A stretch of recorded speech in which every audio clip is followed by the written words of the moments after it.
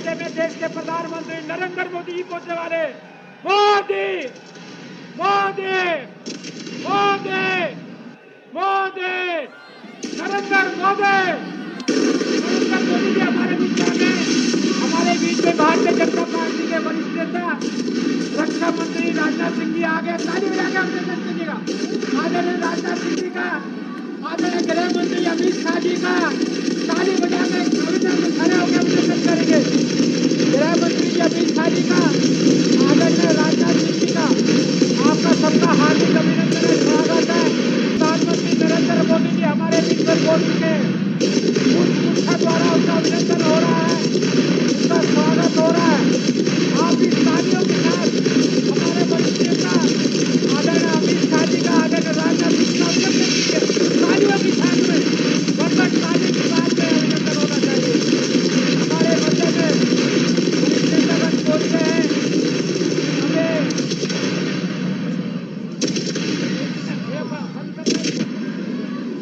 हमारे मध्य में देश के प्रधानमंत्री आदरणीय नरेंद्र मोदी जी पहुंच गए हैं। ताली बजाकर अभिनंदन कीजिएगा। हमारा नेता कैसा हो, हमारा नेता कैसा हो, हमारा नेता कैसा हो। नरेंद्र मोदी जिंदाबाद, नरेंद्र मोदी जिंदाबाद, नरेंद्र मोदी जिंदाबाद। हमारे मध्य में आनंद देश के प्रधानमंत्री के ऊपर पुष्प वर्षा हो रही है। उनका बहुत बड़ा अभिनंदन गैलरी के अंदर किया जा रहा है। अभी राष्ट्रीय अध्यक्ष जी उनको लेकर आपके मध्य में आने वाले हैं। मैं आपकी तरफ से तालियों की गड़गड़ाहट से मोदी जी का अभिनंदन कीजिएगा। हमारे वरिष्ठ नेतागण आदरणीय राजनाथ सिंह जी, आदरणीय अमित शाह जी हमारे मध्य में आगे ताली बजा के अभिनंदन कीजिएगा। क्या आपका बहुत बहुत अभिनंदन है, स्वागत है। आदरणीय देश के प्रधानमंत्री नरेंद्र मोदी जी आप सबका अभिनंदन स्वीकार करते हुए पुष्प वर्षा उनके ऊपर हो रही है। वो हमारे मध्य में थोड़े ही क्षण में राष्ट्रीय अध्यक्ष आदरणीय जगत प्रकाश नड्डा जी उनको रिसीव करते हुए आप सबका अभिनंदन स्वीकार करते हुए, आपका अभिनंदन करते हुए भी लगातार हमारे मध्य में पहुंचने वाले हैं। ये आपकी ऊर्जा, ये आपका स्वागत है, कहीं ना कहीं उनको भी ऊर्जा देता है। आदरणीय प्रधानमंत्री नरेंद्र मोदी जी सभी कार्यकर्ताओं का स्वागत अभिनंदन स्वीकार करते हुए हमारे मध्य में राष्ट्रीय अध्यक्ष जगत प्रकाश नड्डा जी उनको लेकर आ रहे हैं। मैं पुनः आप सबसे अभिनंदन निवेदन करूंगा। उनके आने के बाद में तालियों की गड़गड़ाहट से लगातार खड़े होकर अभिनंदन करेंगे उनका। लेकिन उससे पूर्व हमारे दो वरिष्ठ नेतागण, देश के रक्षा मंत्री आदरणीय राजनाथ सिंह जी, देश के गृह मंत्री आदरणीय अमित शाह जी हमारे मध्य में ताली बजाकर अभिनंदन कीजिएंगे सब उनका। अभी कुछ क्षण के अंदर ही हमारे मध्य के अंदर हमारे देश के प्रधानमंत्री जी को प्रदेश राष्ट्र के अध्यक्ष आदरणीय जगत प्रकाश नड्डा जी लेकर आ रहे हैं। जिस प्रकार से हम भाग्यशाली है कि हमें ऐसा नेतृत्व मिला है।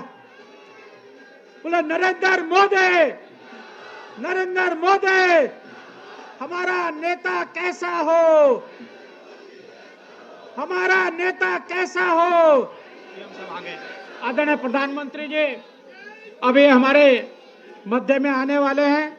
आप सबका अभी हमारे गैलरी के अंदर आपका सभी का स्वागत स्वीकार भी करेंगे और हमारा मार्गदर्शन भी करने वाले हैं। बोले नरेंद्र मोदी, नरेंद्र मोदी हमारा नेता कैसा हो, हमारे नेता कैसा हो। अबे आदरणीय देश के प्रधानमंत्री हमारे नेता, विश्व के एकमात्र नेता आदरणीय नरेंद्र मोदी जी हमारे मध्य में आने वाले हैं। आपका स्वागत स्वीकार करेंगे। आप सब खड़े होकर तालियों की गड़गड़ाहट के साथ में आदरणीय नरेंद्र मोदी जी हमारे मध्य में आ चुके हैं। सब स्वागत करेंगे, तालियों को बजाकर स्वागत करेंगे।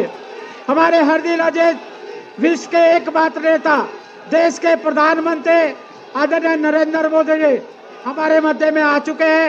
आप सबका स्वागत स्वीकार करते हुए, आपको स्वागत का अभिनंदन देते हुए, देश के प्रधानमंत्री आदरणीय नरेंद्र मोदी जी हमारे बीच में आ चुके हैं। ऊपर आपका स्वागत स्वीकार भी कर रहे हैं, आपका अभिनंदन भी कर रहे हैं। अभी हमारे मध्य में आदरणीय राष्ट्रीय अध्यक्ष जगत प्रकाश नड्डा जी, उनको हमारे मध्य में लेकर आने वाले हैं। हम पुनः आदरणीय नरेंद्र मोदी जी हमारे मध्य में आने वाले हैं। आपको बैठना नहीं है, अभी खड़े होकर उत्साहवर्धन करना है। हमने देश को विजयी बनाना है। हम भाग्यशाली हैं कि हमें नरेंद्र मोदी जी जैसा नेतृत्व मिला है। हमारे मध्य में देश के प्रधानमंत्री आदरणीय नरेंद्र मोदी आ गए। तालियां बजाकर मोदी मोदी मोदी मोदी, सब तालियां बजाकर अभिनंदन करेंगे, मोदी जी का स्वागत करेंगे।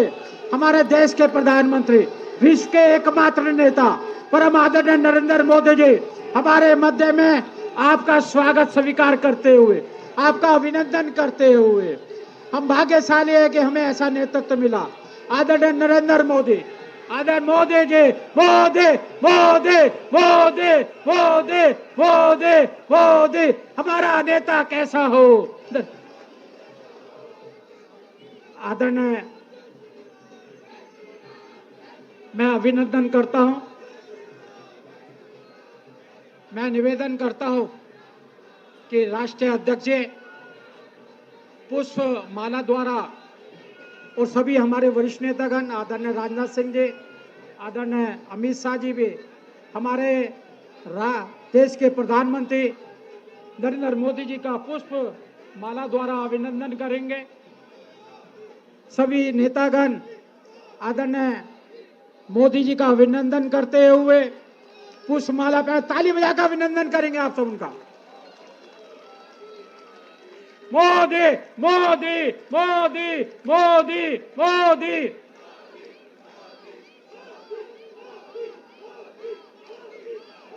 बहुत बहुत स्वागत है। हमारे राष्ट्रीय अध्यक्ष जगत प्रकाश नड्डा जी का भी मैं अब निवेदन करूंगा आदरणीय राष्ट्रीय अध्यक्ष जगत प्रकाश नड्डा जी से कि आए हमारा अध्यक्ष भाषण द्वारा हमारा मार्गदर्शन करें। आदरणीय जगत प्रकाश नड्डा जी।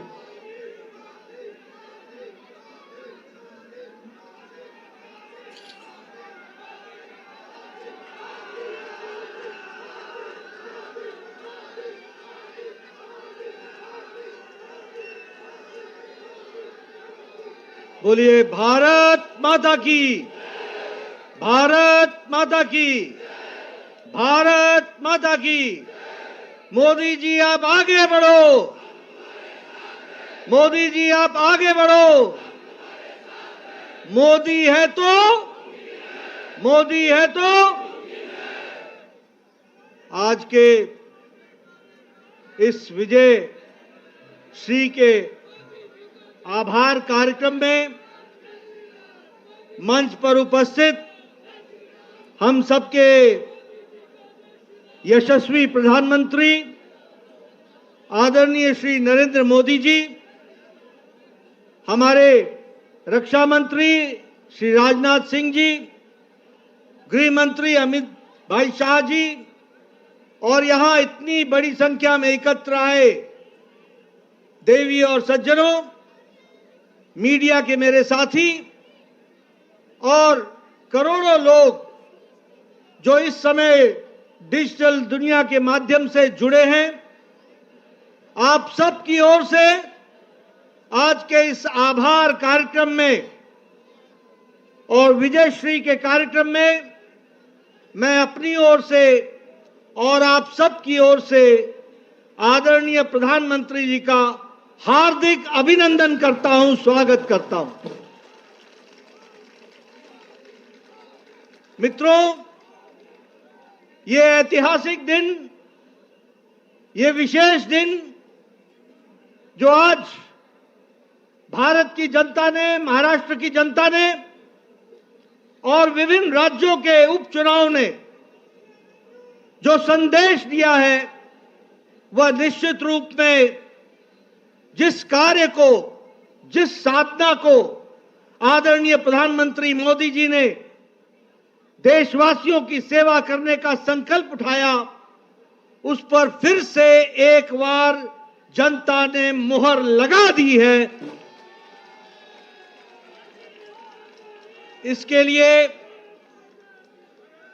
विशेष करके महाराष्ट्र की जनता, विभिन्न राज्यों में उपचुनाव की जनता और झारखंड की जनता को मैं बहुत बहुत धन्यवाद देता हूं, आभार व्यक्त करता हूं।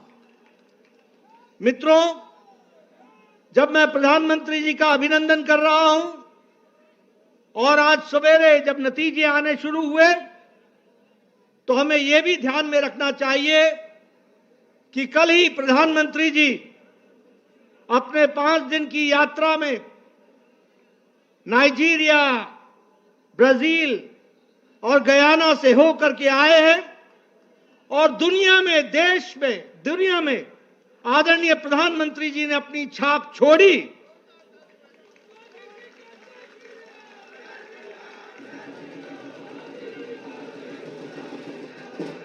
और आप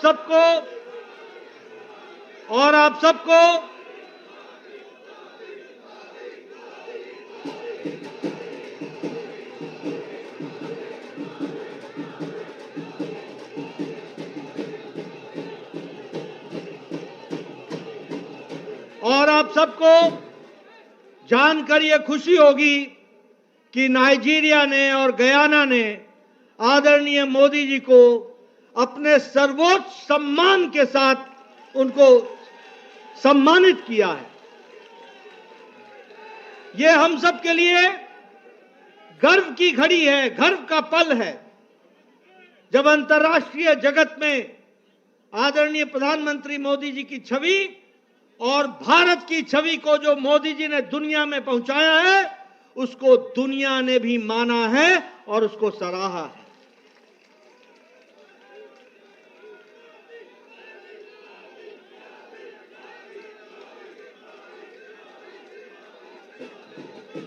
मित्रों, ये जो जीत पिछले आज के दिन महाराष्ट्र में मिली, उपचुनाव में मिली और पिछले दिनों जो हरियाणा में मिली, उसने ये तय कर दिया कि जिस बात को प्रधानमंत्री जी ने रखा, विकासवाद, गांव, गरीब, वंचित, पीड़ित, शोषित, दलित, महिला, युवा, किसान, इनको मुख्य धारा में शामिल करके आगे देश को le जाना है, इस पर फिर से जनता ने मुहर लगा दी है। ये भी हमको ध्यान में रखना। मित्रों, यह चुनाव इस बात का भी संदेश देता है कि जो लोग समाज को बांटने में लगे थे, बंटने और बटाने में लगे हुए थे, जो लोग गुमराह करने में लगे हुए थे, उनको मुंह की खानी पड़ी है और प्रधानमंत्री जी का विकासवाद, इसको फिर से देश ने सराहा है। कुछ दिनों से ये इंडी अलायंस को भ्रम पैदा हो गया था कि वह जनता को संविधान के नाम पर, जाति के नाम पर, धर्म के नाम पर, तुष्टीकरण के नाम पर बांट करके वह अपना उल्लू सीधा करेंगे, वह सत्ता पर काबिज होंगे, वह सत्ता के नजदीक पहुंचेंगे। यह भ्रम पैदा हो गया था। इस चुनाव ने और हरियाणा के चुनाव ने उनको जवाब दे दिया है और फिर से मैं कहूंगा कि प्रधानमंत्री मोदी जी की नीतियों को मुहर लगाई है। यह भी हमको ध्यान में।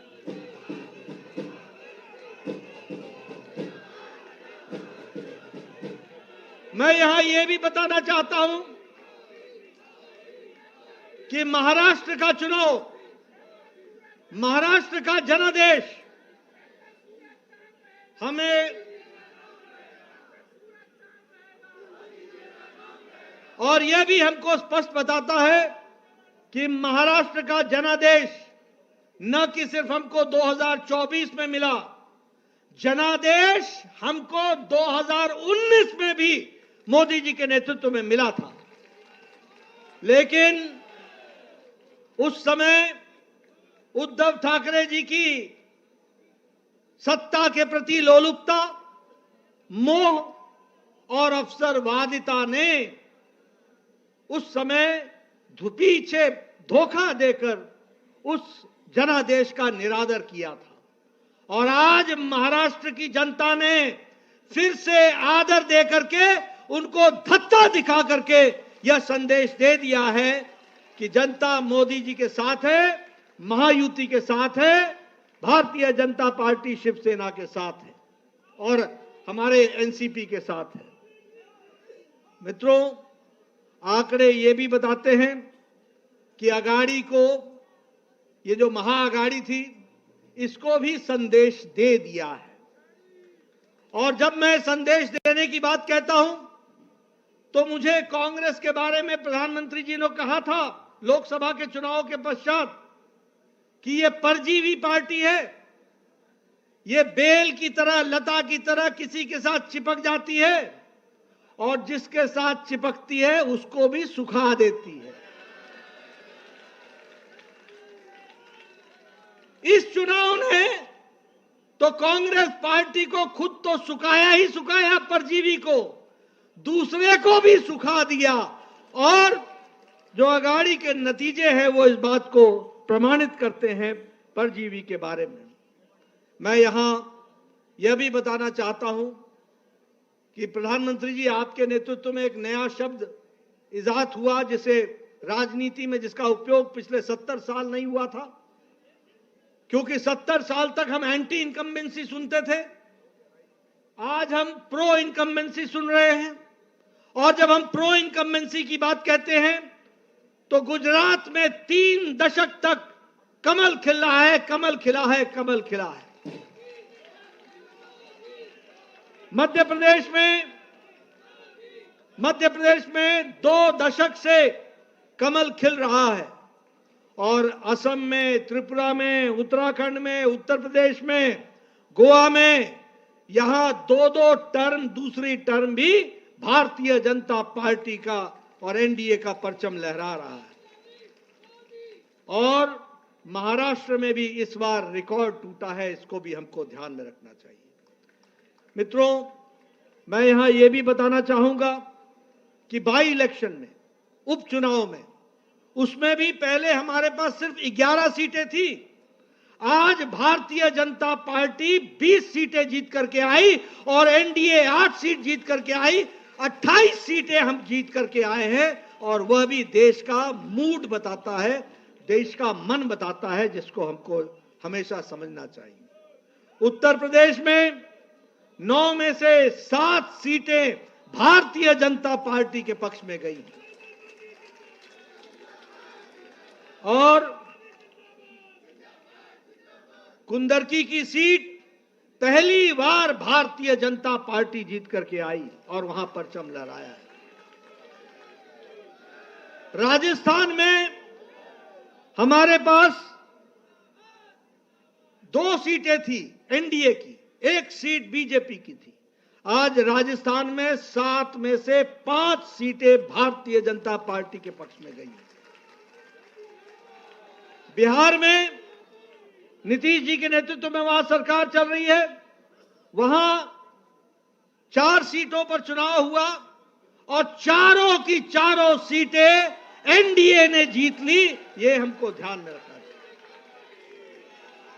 जिसमें से एक सीट हम पार्टी ने रिटेन की, वहीं हमारे जनता दल यूनाइटेड ने आरजेडी से 1 सीट बेलमगंज की, वो 32 साल बाद एनडीए के पक्ष में गई और जेडीयू के पक्ष में गई। और उसी तरीके से हमारे शाहबाद इलाके में जो दोनों सीटें आरजेडी के कब्जे में थी, दोनों ही जगह कमल खिला और भारतीय जनता पार्टी की सीट। असम में हमने पांचों की पांचों सीटें उपचुनाव में जीत ली, एनडीए ने पूरी की पूरी सीटें जीत ली। गुजरात में एक सीट का उपचुनाव था जिसे भारतीय जनता पार्टी ने कभी जीती नहीं थी, उसको भी पहली बार जीत हासिल कर ली और उसको भी जीत लिया। मध्य प्रदेश, छत्तीसगढ़ और उत्तराखंड में हमने अपनी एक एक सीट रिटेन कर ली और इसी तरीके से हम ये कह सकते हैं कि सारी ताकत लगाने से, जो आप लोगों के सहयोग से यह जीत हम सब लोगों को हासिल हुई है। मैं अपनी ओर से और अपनी पार्टी की ओर से, जहां महाराष्ट्र की जनता को, जहां जहां उपचुनाव हुए वहां की जनता को और हमारे झारखंड की जनता को तहे दिल से आभार व्यक्त करता हूं, धन्यवाद देता हूं। वहीं मैं झारखंड में इस बात का विश्वास दिलाता हूं कि वहां का मत हमें विपक्ष में बैठने के लिए कहा है, हम वहां पर रचनात्मक विपक्ष की भूमिका निभाएंगे और देश को मजबूत करते हुए बांग्लादेशियों के खिलाफ जो वहां पर विषय चला है उसको हम अंतिम स्तर तक लड़ेंगे और उस बात को हम उजागर करेंगे। मित्रों, मैं अंत में सभी कार्यकर्ताओं को, जिन्होंने दिन रात एक किया, मेहनत की, अपने घर को छोड़कर महीनों महीनों चुनाव में लगे रहे और हर वोटर तक पहुंचने का प्रयास किया, आपकी मेहनत रंग लाई है। आपकी मेहनत के लिए आप सबको मैं अपनी ओर से और पार्टी की ओर से बहुत बहुत धन्यवाद देता हूं और इसी प्रकार से हम मेहनत करते हुए पार्टी को मोदी जी के नेतृत्व में आगे बढ़ाएंगे। यही मुझे कहना है। आप सब लोग आदरणीय प्रधानमंत्री जी के मार्गदर्शन के लिए, वक्तव्य के लिए आतुर हैं। मैं इन्हीं शब्दों के साथ आप सबका बहुत बहुत धन्यवाद। जय भारत।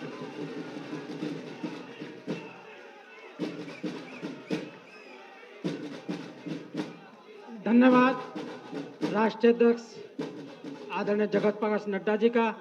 अब मैं निवेदन करूंगा, प्रार्थना करूं, जिनको सुनने के लिए आप आतुर हैं, देश के प्रधानमंत्री आदरणीय नरेंद्र मोदी जी,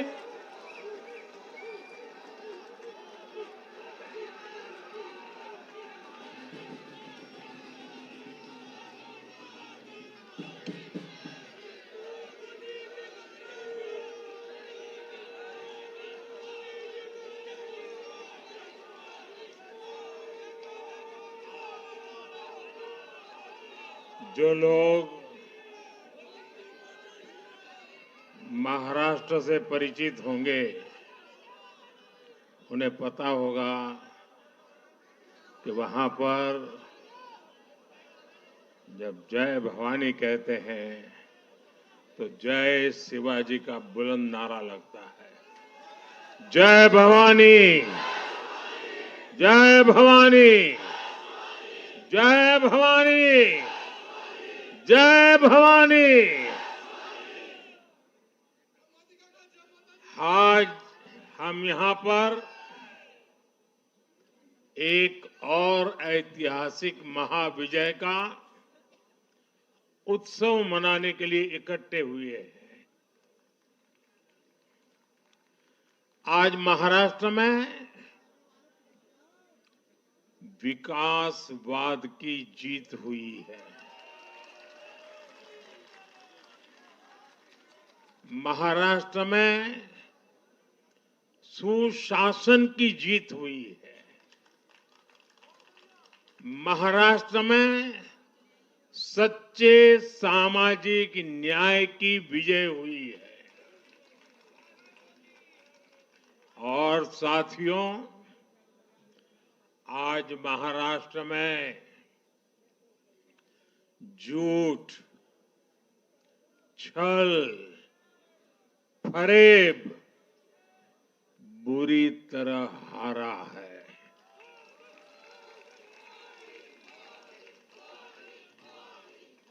विभाजनकारी ताकतें हारी है। आज नेगेटिव पॉलिटिक्स की पराजय हुई है। आज परिवारवाद की हार हुई है। आज महाराष्ट्र ने विकसित भारत के संकल्प को और मजबूत किया है। मैं देश भर के भाजपा के, एनडीए के सभी कार्यकर्ताओं को बहुत बहुत बधाई देता हूं, उन सबका अभिनंदन करता हूं।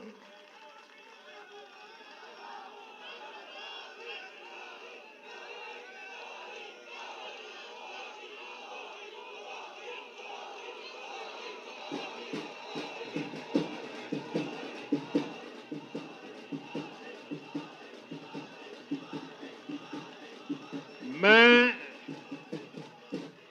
श्री एकनाथ शिंदे जी, मेरे परम मित्र देवेंद्र फडणवीस जी, भाई अजीत पवार जी, उन सब की भी भूरी भूरी प्रशंसा करता हूं। साथियों, आज देश के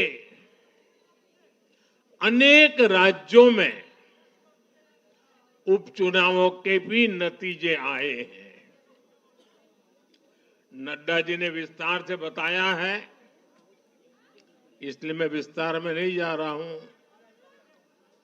लोकसभा की भी हमारी एक सीट और बढ़ गई है।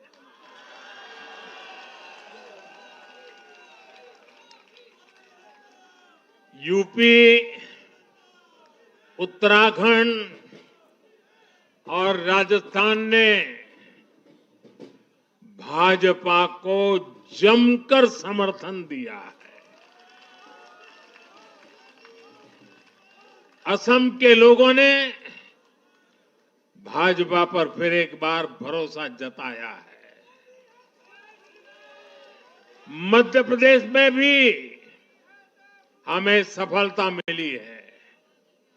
बिहार में भी एनडीए का समर्थन बढ़ा है। ये दिखाता है कि देश अब सिर्फ और सिर्फ विकास चाहता है। मैं महाराष्ट्र के मतदाताओं का, हमारे युवाओं का, विशेषकर माताओं बहनों का, हमारे किसान भाई बहनों का, देश की जनता का आदरपूर्वक नमन करता हूं। साथियों, मैं झारखंड की जनता को भी नमन करता हूं। झारखंड के तेज विकास के लिए हम अब और ज्यादा मेहनत से काम करेंगे और इसमें भाजपा का एक एक कार्यकर्ता अपना हर प्रयास करेगा। साथियों, छत्रपती शिवाजी महाराजांच्या महाराष्ट्राने आज दाखवून दिले, तुष्टीकरणाचा सामना कसा करायचा।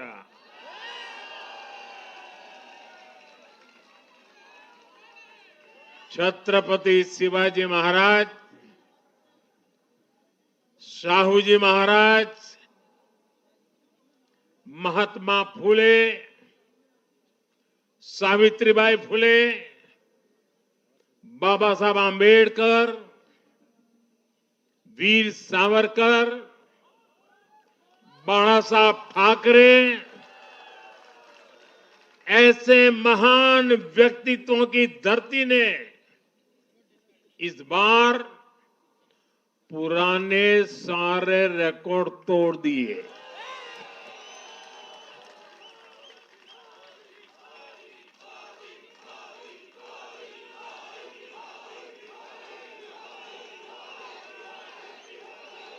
और साथियों, बीते 50 साल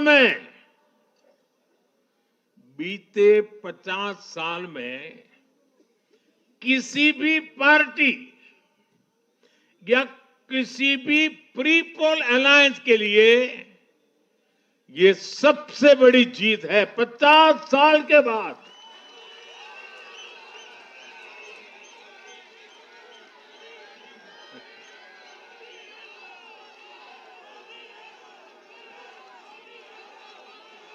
और एक महत्वपूर्ण बात मैं बताता हूं,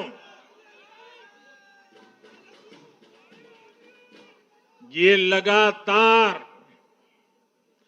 तीसरी बार है जब भाजपा के नेतृत्व में किसी गठबंधन को लगातार महाराष्ट्र ने आशीर्वाद दिए हैं, विजयी बनाया है। और ये लगातार तीसरी बार है जब भाजपा महाराष्ट्र में सबसे बड़ी पार्टी बनकर उभरी है।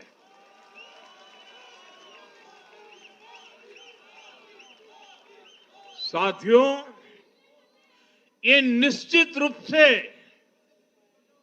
ऐतिहासिक है। ये भाजपा के गवर्नेंस मॉडल पर मुहर है।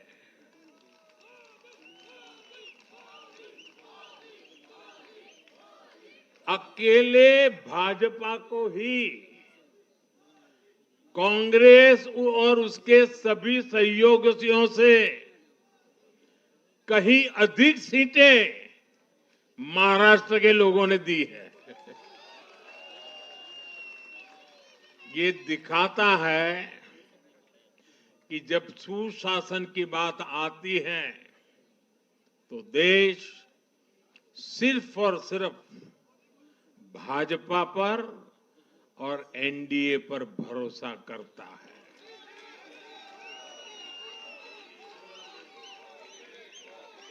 साथियों, एक और बात है जो आपको और खुश कर देगी। महाराष्ट्र देश का छठा राज्य है जिसने भाजपा को लगातार 3 बार जनादेश दिया है।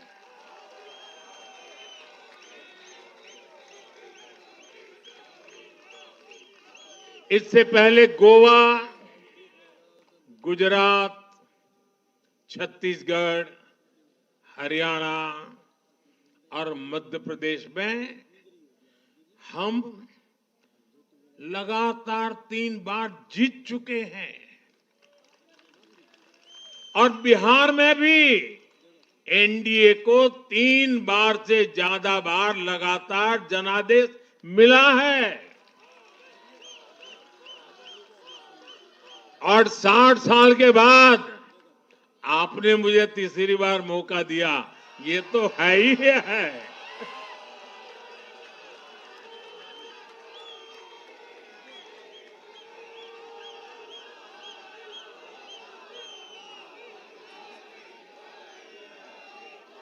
ये जनता का हमारे सुशासन के मॉडल पर विश्वास है और इस विश्वास को बनाए रखने में हम कोई कोर कसर बाकी नहीं रखेंगे। साथियों, मैं आज महाराष्ट्र की जनता जनार्दन का विशेष अभिनंदन करना चाहता हूं। लगातार तीसरी बार स्थिरता को चुनना ये महाराष्ट्र के लोगों की सूझबूझ को दिखाता है। हाँ, बीच में जैसा अभी नड्डा जी ने विस्तार से कहा था, कुछ लोगों ने धोखा करके अस्थिरता पैदा करने की कोशिश की, लेकिन महाराष्ट्र ने उनको नकार दिया है और उस पाप की सजा मौका मिलते ही दे दी है।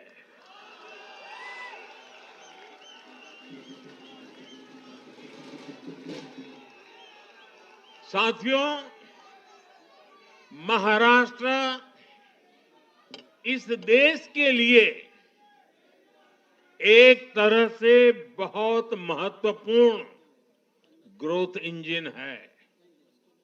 इसलिए महाराष्ट्र के लोगों ने जो जनादेश दिया है, वो विकसित भारत के लिए बहुत बड़ा आधार बनेगा। वो विकसित भारत के संकल्प की सिद्धि का आधार बनेगा।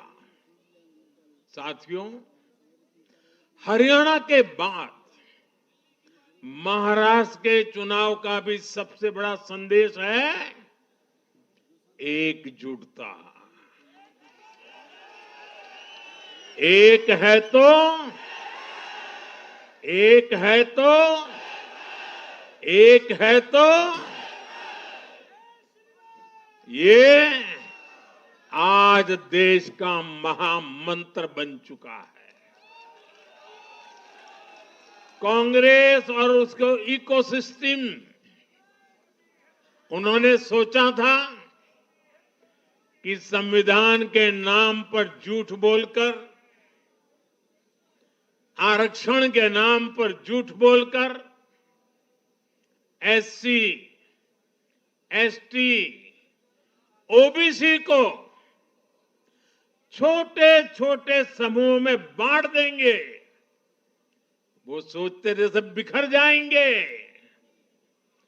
कांग्रेस और उसके साथियों की साजिश को महाराष्ट्र ने सिरे से खारिज कर दिया है।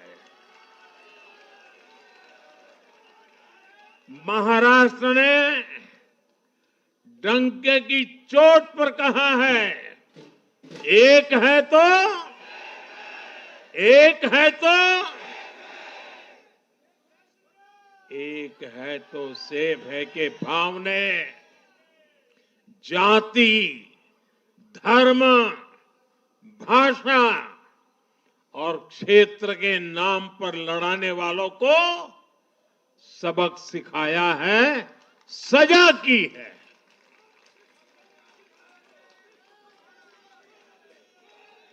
आदिवासी भाई बहनों ने भी भाजपा एनडीए को वोट दिया। ओबीसी भाई बहनों ने भी भाजपा एनडीए को वोट दिया। मेरे दलित भाई बहनों ने भी भाजपा एनडीए को वोट दिया।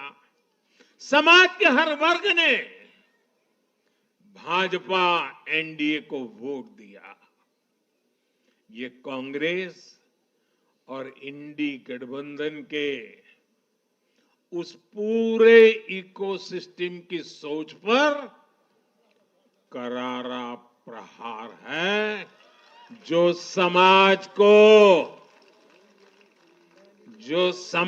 को बांटने का एजेंडा चला रहे थे। साथियों,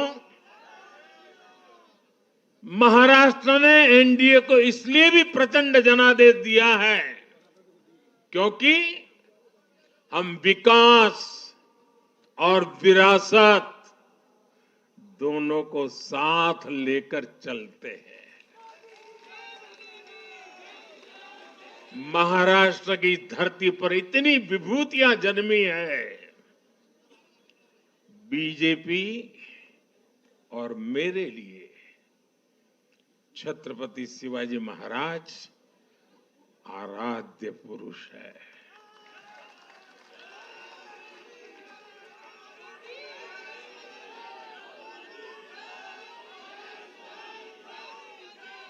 धर्मवीर छत्रपति संभाजी महाराज हमारी प्रेरणा है। हमने हमेशा बाबा साहब आंबेडकर, महात्मा फूले, सावित्रीबाई फूले, इनके सामाजिक न्याय के विचार को माना है। यही हमारे आचार में है, यही हमारे व्यवहार में है। साथियों, लोगों ने मराठी भाषा के प्रति भी हमारा प्रेम देखा है। कांग्रेस को वर्षों तक मराठी भाषा की सेवा का मौका मिला, लेकिन इन लोगों ने इसके लिए कुछ नहीं किया। हमारी सरकार ने मराठी को क्लासिकल लैंग्वेज का दर्जा दिया। मातृभाषा का सम्मान, संस्कृतियों का सम्मान और इतिहास का सम्मान हमारे संस्कार में है, हमारे स्वभाव में है।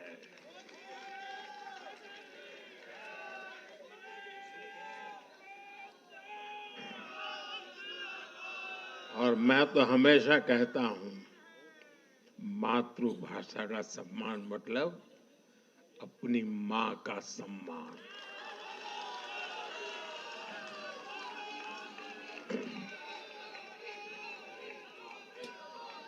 और इसलिए मैंने विकसित भारत के निर्माण के लिए लाल किले की प्राचीर से पंच प्राणों की बात की।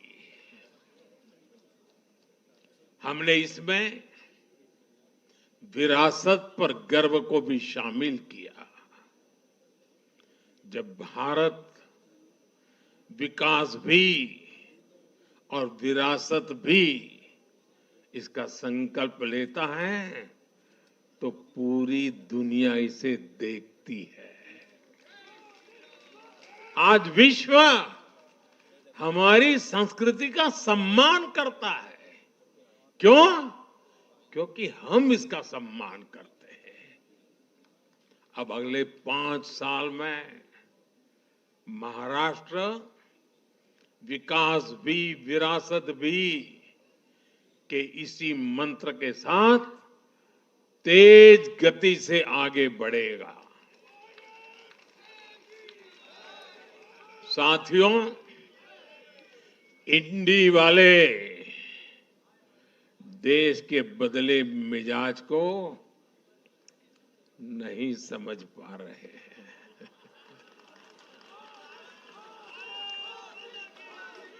ये लोग सच्चाई को स्वीकार करना ही नहीं चाहते। ये लोग आज भी भारत के सामान्य वोटर के विवेक को कम करके आंकते हैं। देश का वोटर, देश का मतदाता अस्थिरता नहीं चाहता। देश का वोटर नेशन फर्स्ट की भावना के साथ है। जो कुर्सी फर्स्ट का सपना देखते हैं, उन्हें देश का वोटर पसंद नहीं करता। साथियों, देश के हर राज्य का वोटर दूसरे राज्यों की सरकारों का आकलन भी करता है। वो देखता है कि जो एक राज्य में बड़े बड़े प्रॉमिस करते हैं, उनकी परफॉर्मेंस दूसरे राज्य में कैसी है। महाराष्ट्र की जनता ने भी देखा कि कर्नाटका, तेलंगाना और हिमाचल में कांग्रेस सरकारें कैसे जनता से विश्वासघात कर रही है। ये आपको पंजाब में भी देखने को मिलेगा।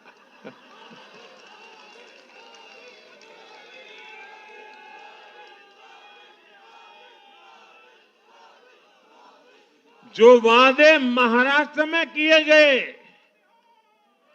उनका हाल दूसरे राज्यों में क्या है?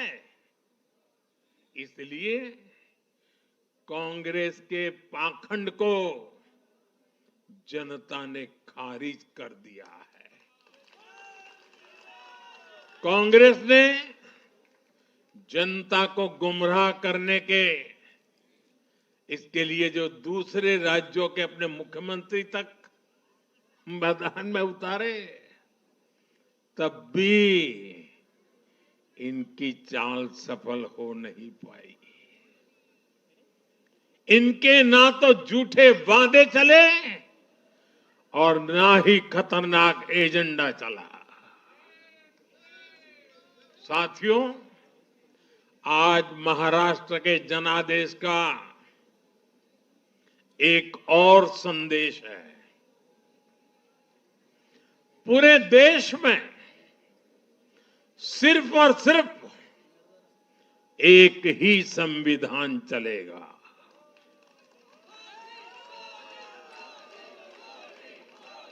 वो संविधान है बाबा साहब आम्बेडकर का संविधान, भारत का संविधान।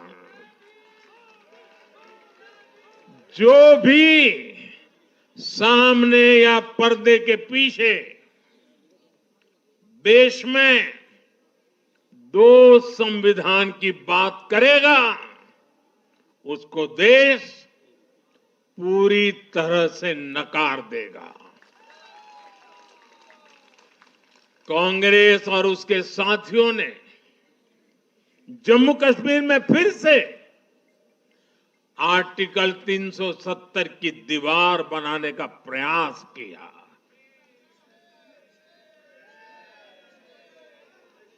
वो संविधान का भी अपमान है।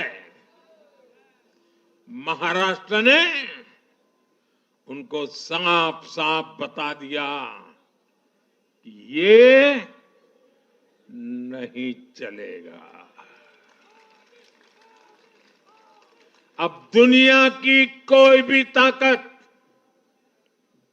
और मैं कांग्रेस वालों को कहता हूं, कान खोल के सुन लो,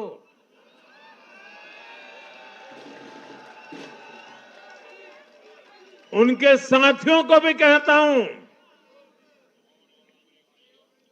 अब दुनिया की कोई भी ताकत 370 को वापस नहीं ला सकती।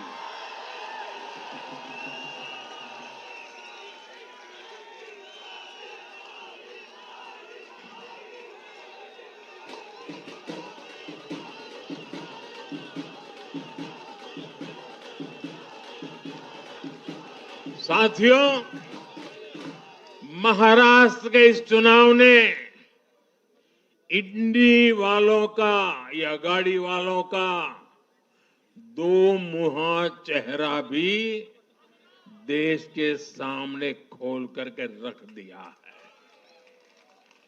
हम सब जानते हैं, बाला साहब ठाकरे का इस देश के लिए, समाज के लिए बहुत बड़ा योगदान रहा है।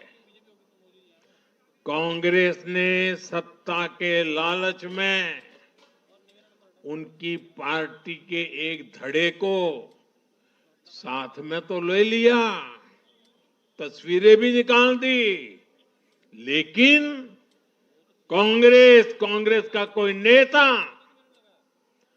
बाला साहब ठाकरे की नीतियों की कभी भी प्रशंसा नहीं कर सकती।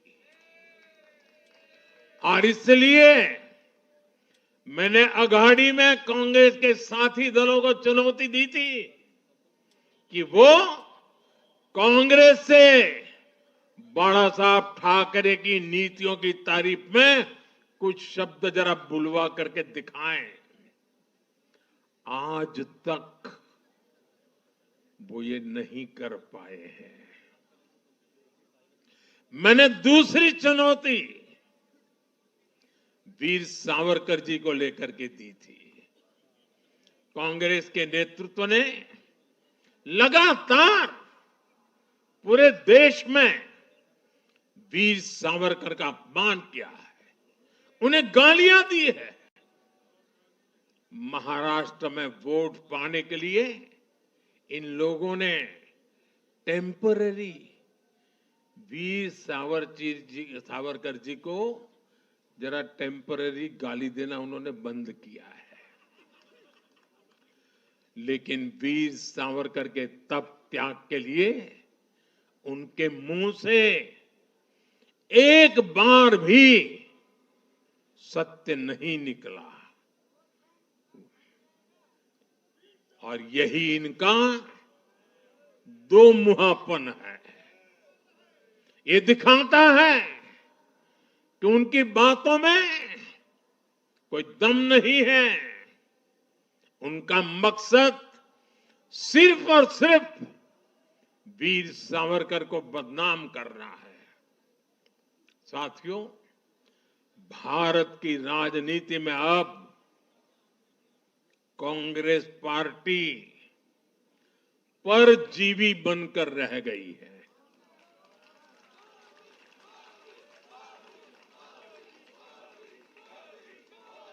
कांग्रेस पार्टी के लिए अब अपने दम पर सरकार बनाना लगातार मुश्किल हो रहा है। हाल ही के चुनावों में जैसे आंध्र प्रदेश, अरुणाचल प्रदेश, सिक्किम, हरियाणा और आज महाराष्ट्र में उनका सुपड़ा साफ हो गया।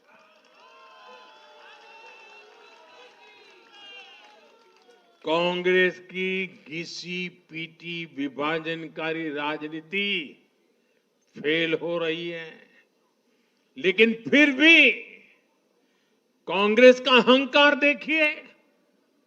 उसका अहंकार 7वें आसमान पर है।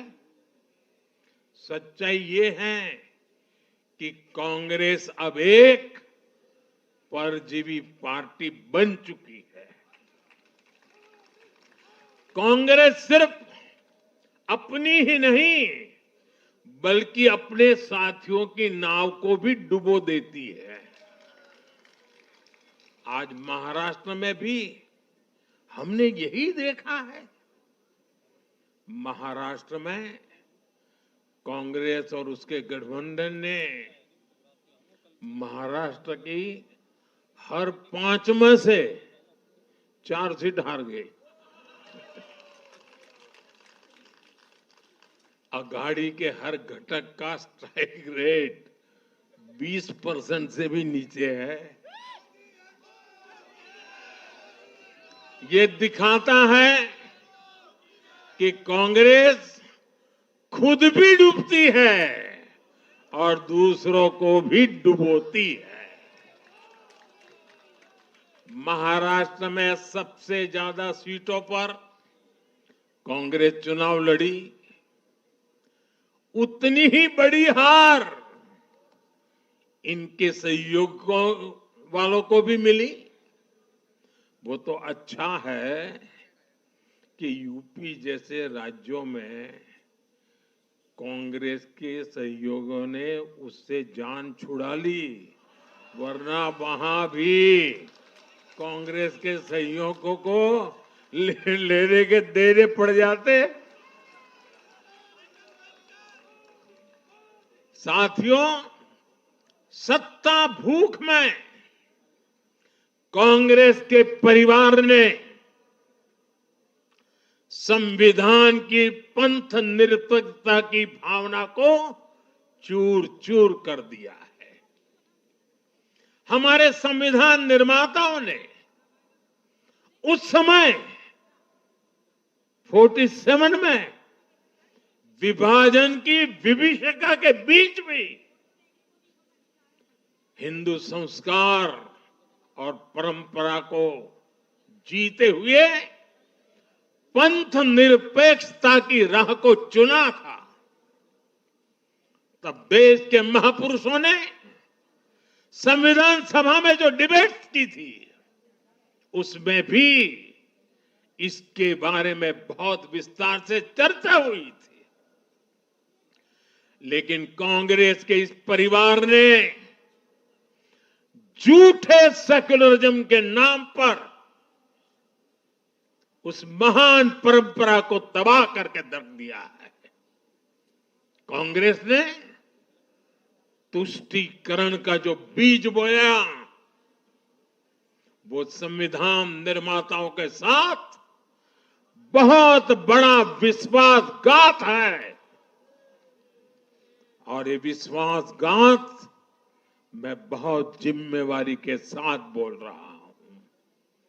संविधान के साथ इस परिवार का विश्वासघात है। दशकों तक कांग्रेस ने देश में यही खेल खेला। कांग्रेस ने तुष्टीकरण के लिए कानून बनाए, सुप्रीम कोर्ट के आदेश तक की परवाह नहीं की। इसका एक उदाहरण वक्फ बोर्ड है।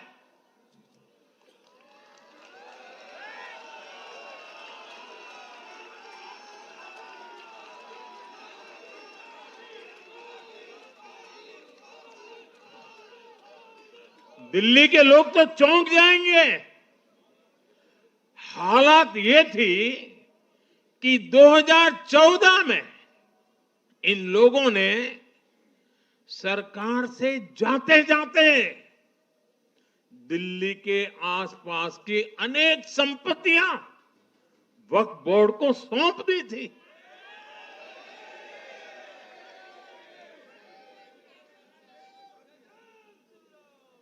बाबा साहब आंबेडकर जी ने जो संविधान हमें दिया है ना, जिस संविधान की रक्षा के लिए हम प्रतिबद्ध है, संविधान में वक्फ कानून का कोई स्थान ही नहीं है। लेकिन फिर भी कांग्रेस ने तुष्टीकरण के लिए वक्फ बोर्ड जैसी व्यवस्था पैदा कर दी।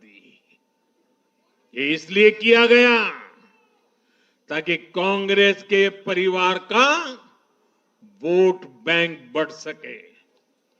सच्ची पंथ निरपेक्षता को कांग्रेस ने एक तरह से मृत्यु दंड देने की कोशिश की है।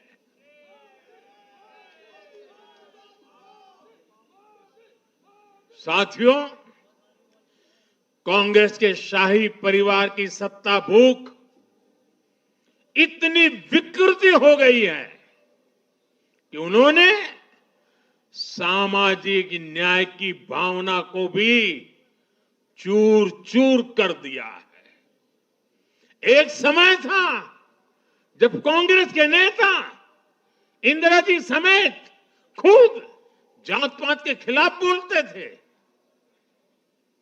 पब्लिकली लोगों को समझाते थे, एडवर्टाइजमेंट छापते थे।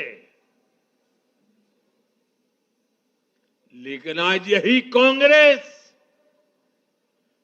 और कांग्रेस का एक परिवार खुद की सत्ता भूख को शांत करने के लिए जातिवाद का जहर फैला रहा है। इन लोगों ने सामाजिक न्याय का गला घोंट दिया है। साथियों, एक परिवार की सत्ता भूख इतने चरम पर है कि उन्होंने खुद की पार्टी को ही खा लिया है।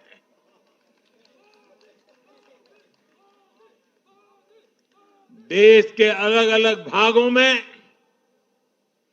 कई पुराने जमाने के कांग्रेस कार्यकर्ता है, पुरानी पीढ़ी के लोग हैं जो अपने जमाने की कांग्रेस को ढूंढ रहे हैं। लेकिन आज की कांग्रेस के विचार से, व्यवहार से, आदत से उनको ये साफ पता चल रहा है कि ये वो कांग्रेस नहीं है। इसलिए कांग्रेस में आंतरिक रूप से असंतोष बहुत ज्यादा बढ़ रहा है। उनकी आरती उतारने वाले भले आज इन खबरों को दबा के रखे, लेकिन भीतर आग बहुत बड़ी है। असंतोष की ज्वाला भड़क चुकी है। सिर्फ एक परिवार के ही लोगों को कांग्रेस चलाने का हक है। सिर्फ वही परिवार काबिल है, दूसरे नाकाबिल है। परिवार की सोच ने, इस जीत ने कांग्रेस में एक ऐसा माहौल भी बना दिया कि किसी भी समर्पित कांग्रेस कार्यकर्ता के लिए वहां काम करना मुश्किल हो गया है। आप सोचिए, कांग्रेस पार्टी की प्राथमिकता आज सिर्फ और सिर्फ परिवार है। देश की जनता उनकी प्राथमिकता नहीं है।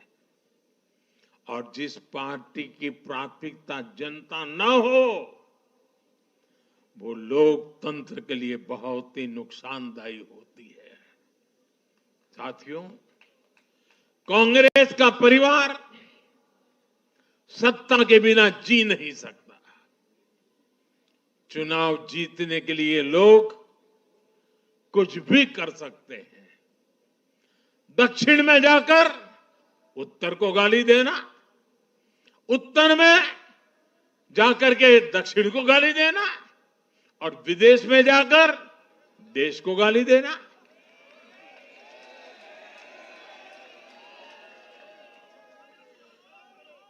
और अहंकार इतना कि ना किसी का मान, ना किसी की मर्यादा, और खुलेआम झूठ बोलते रहना, हर दिन एक नया झूठ बोलते रहना।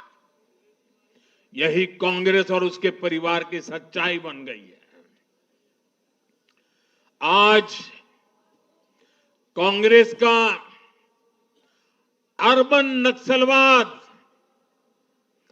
भारत के सामने एक नई चुनौती बनकर खड़ा हो गया है। इन अर्बन नक्सलियों का रिमोट कंट्रोल देश के बाहर है, और इसलिए सभी को इस अर्बन नक्सलवाद से बहुत सावधान रहना है।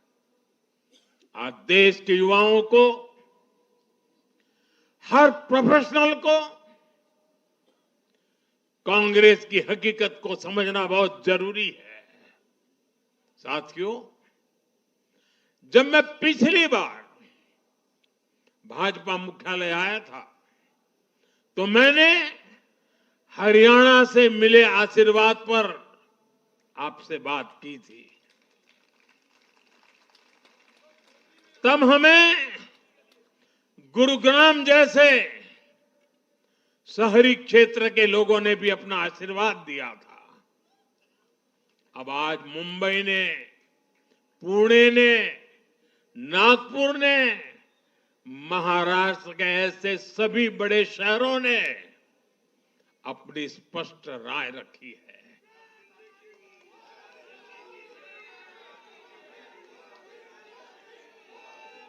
शहरी क्षेत्रों के गरीब हो, शहरी क्षेत्रों के मिडिल क्लास हो, हर किसी ने भाजपा का समर्थन किया है और एक स्पष्ट संदेश दिया है। यह संदेश है आधुनिक भारत का, विश्व स्तरीय शहरों का। हमारे महानगरों ने विकास को चुना है, आधुनिक इंफ्रास्ट्रक्चर को चुना है, और सबसे बड़ी बात, उन्होंने विकास में रोड़े अटकाने वाली राजनीति को नकार दिया है। आज बीजेपी हमारे शहरों में ग्लोबल स्टैंडर्ड के इंफ्रास्ट्रक्चर बनाने के लिए लगातार काम कर रही है।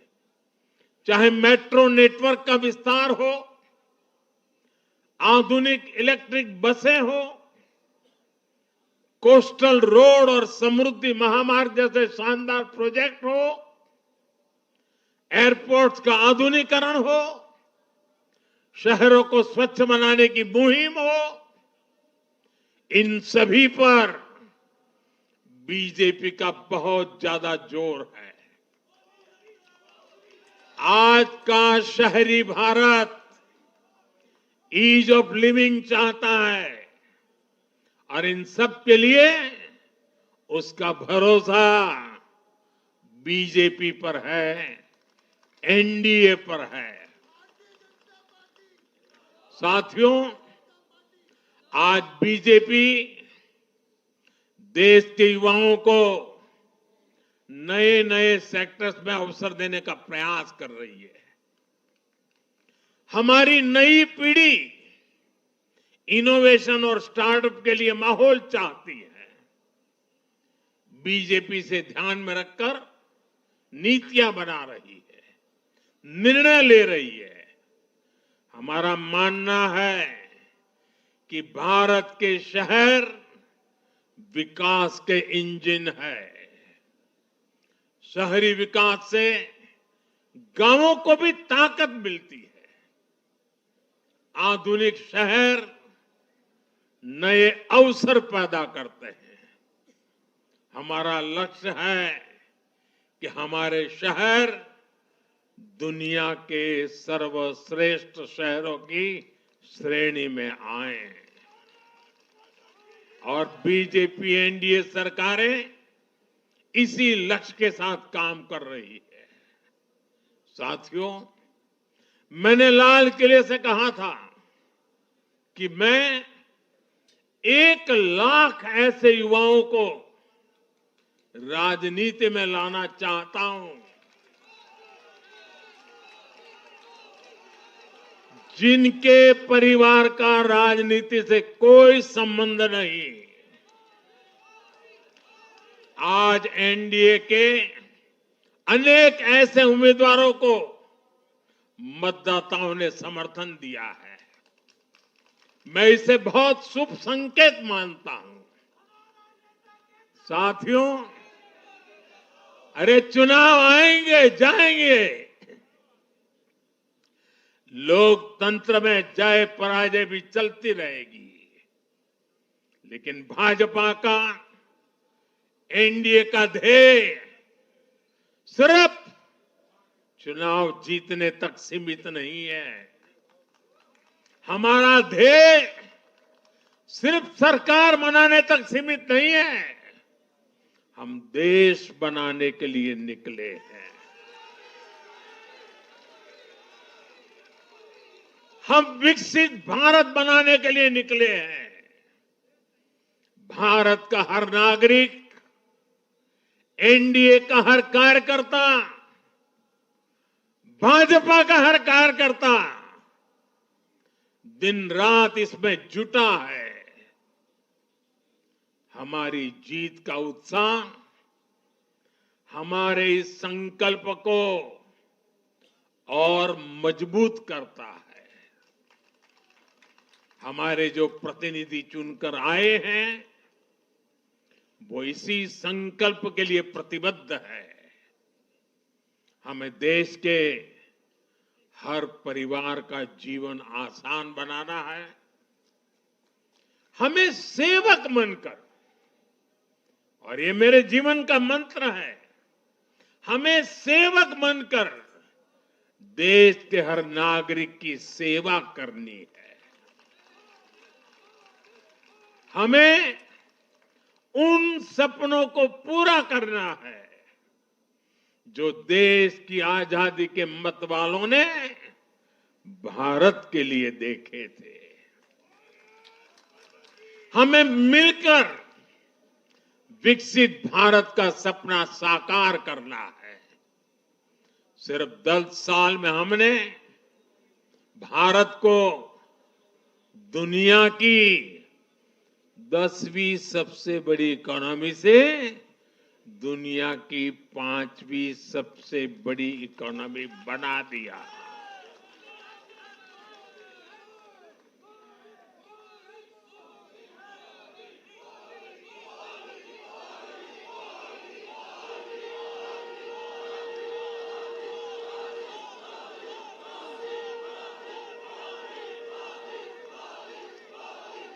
किसी को भी लगता अरे मोदी जी 10 में से 5 पर पहुंच गए, अब तो बैठो आराम से। आराम से बैठने के लिए मैं पैदा नहीं हुआ।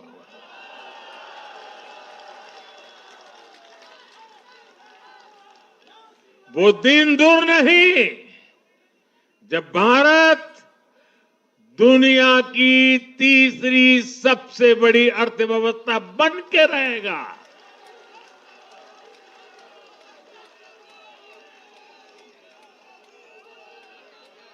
हम मिलकर आगे बढ़ेंगे, एकजुट होकर आगे बढ़ेंगे तो हर लक्ष्य पाकर रहेंगे। इसी भाव के साथ एक है तो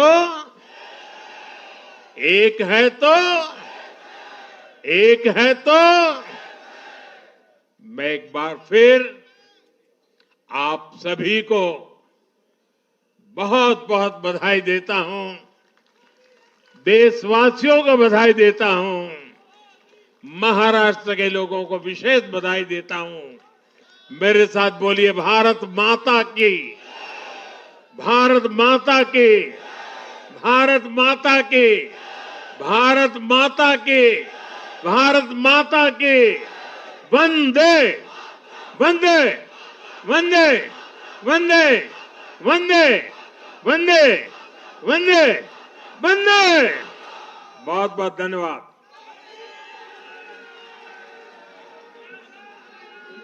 बहुत बहुत धन्यवाद आदरणीय देश के प्रधानमंत्री आदरणीय नरेंद्र मोदी जी का। सब ताली बजा के अभिनंदन करेंगे, ताली बजा के अभिनंदन करेंगे।